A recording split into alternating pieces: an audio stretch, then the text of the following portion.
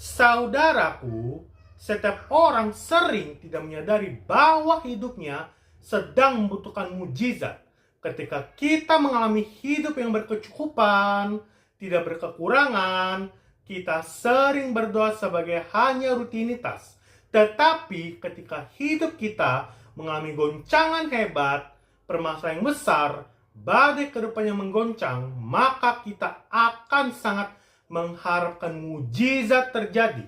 Saudaraku, kalau saat ini kondisi ekonomimu sedang sangat-sangat kesulitan, engkau bahkan tidak tahu besok mau makan apa, juga tidak tahu bagaimana harus membayar segala tunggakan dan kebutuhan sehari-hari, mungkin engkau sedang kehilangan pekerjaan, mungkin usahamu tidak berjalan sebagaimana yang engkau harapkan. Saudaraku, saat ini kita sangat tahu keadaan ekonomi sangat-sangat tidak baik. Bukan hanya melanda seseorang, tetapi hampir dialami oleh semua orang. Saudaraku, saya mau katakan jalan keluar yang kau harapkan ada di dalam nama Tuhan Yesus. Dan mujizat ada saat Yesus hadir. Saudaraku, mari kita baca Yohanes pasal 21-11 dikatakan, pada hari ketiga ada perkawinan di Kana di Galilea, dan ibu Yesus ada di situ. Dan Yesus murid-muridnya diundang juga ke perkawinan itu. Ketika mereka kekurangan anggur, ibu Yesus berkata kepadanya, mereka kehabisan anggur. Kata Yesus kepadanya, mau apakah engkau daripadaku, ibu, saatku belum tiba? Tetapi ibu Yesus berkata kepada pelayan-pelayan, apa yang dikatakan kepadamu, buatlah itu. Di situ ada enam tempat yang disediakan untuk pembasuhan menurut adat orang Yahudi. Masing-masing isinya 2-3 buyung. Yesus berkata kepada pelayan-pelayan itu, isilah tempat-tempat itu penuh dengan air. Dan mereka pun mengisi sampai penuh. Lalu kata Yesus kepada mereka, sekarang cedoklah dan bawalah kepada pemimpin pesta. Lalu mereka pun bawanya. Setelah pemimpin pesta itu mengecap air yang telah menjadi anggur itu, dan dia tidak tahu dari mana datangnya, tetapi pelayan-pelayan yang mencedok air itu mengetahui ia memanggilnya mempelai laki-laki, dan berkata kepadanya, setiap orang menyidangkan anggur yang baik dahulu, dan sesudah orang puas minum, barulah yang kurang baik, akan tetapi engkau menyimpan anggur yang baik sampai sekarang. Saudaraku, peristiwa di atas adalah mujizat pertama yang dibuat oleh Tuhan Yesus. Saudaraku, dalam hidup kita, mungkin banyak mujizat yang telah kita alami dalam bentuk pertolongan Tuhan. Saudaraku, masih ingatkah kita mujizat apa yang pertama sekali kita alami? Bagi saudara-saudaraku yang masih mengingatnya, silakan tulis di dalam kolom komen. Saudaraku, mujizat yang pertama bukanlah akhir dari mujizat, karena masih banyak mujizat yang sanggup Tuhan kerjakan dalam hidup kita kalau kita melakukan hal-hal berikut. Yang pertama, mengundang Yesus dalam hidup kita. Saudaraku, di pesta Kana, Tuhan Yesus diundang untuk hadir. Maka ia melakukan mujizat merubah air menjadi anggur.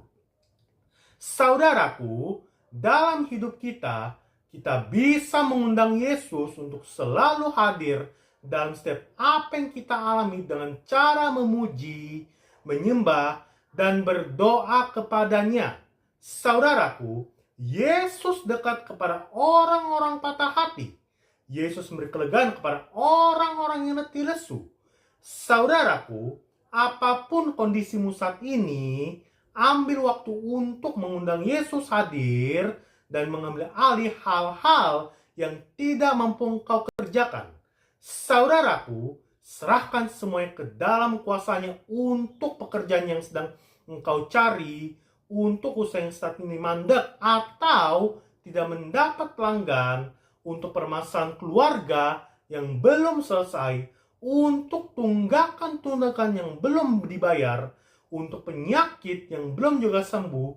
Lipat tangan, tutup mata, berdoa, mohon mujizat dari Tuhan. Dan mujizat ada saat Yesus hadir. Yang kedua, percaya bahwa mujizat terjadi ketika Tuhan Yesus berkenan. Saudaraku, ketika Tuhan Yesus mengubah air menjadi anggur, yang dilakukannya hanya menyuruh untuk mencedok ke dalam tempayan-tempayan. Saudaraku, ketika kita percaya tanpa bimbang, maka setiap hal yang kita doakan ke dalam tangan Tuhan Yesus dan memohon perkenanannya, maka mujizat demi mujizat bisa kita terima. Saudaraku, firman Tuhan berkata, dan apa saja yang kau doakan tanpa bimbang dan ragu, kamu akan menerimanya. Saudaraku, tetap percaya bahwa permasalahan yang sedang kau hadapi, Tuhan sanggup selesaikan.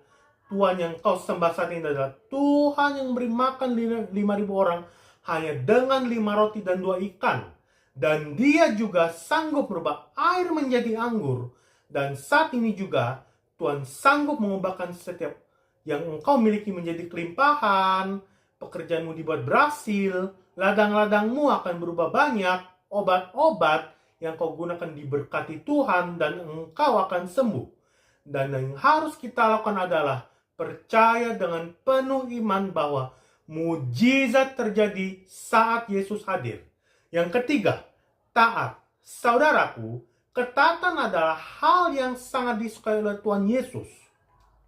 Saudaraku, teruslah dalam doa dan penyembahan bahkan ketika engkau belum melihat jawaban doamu. Teruslah menyembah, teruslah berdoa dengan taat, percaya dengan penuh iman. Karena iman adalah dasar dari segala sesuatu yang kita harapkan dan bukti dari segala sesuatu yang tidak kita lihat. Saudaraku, taat untuk terus berada di dalam iman, percaya kepadanya bahwa mujizat ada saat Yesus hadir. Saudaraku, untuk setiap orang mendengarkan khotbah ini, saya sebagai hamba Tuhan yang sangat percaya mujizat, berdoa untuk saudara-saudara semuanya untuk bisa menerima mujizat, pemulihan ekonomi, usahanya berhasil, kesembuhan dialami dan terjadi. Doa-doa kita semua dijawab oleh Tuhan dan kita percaya mujizat ada saat Yesus hadir. Dan terima dengan penuh iman percaya, Tuhan Yesus hadir. Tuhan Yesus memberkati kita. Haleluya. Amin. Immanuel.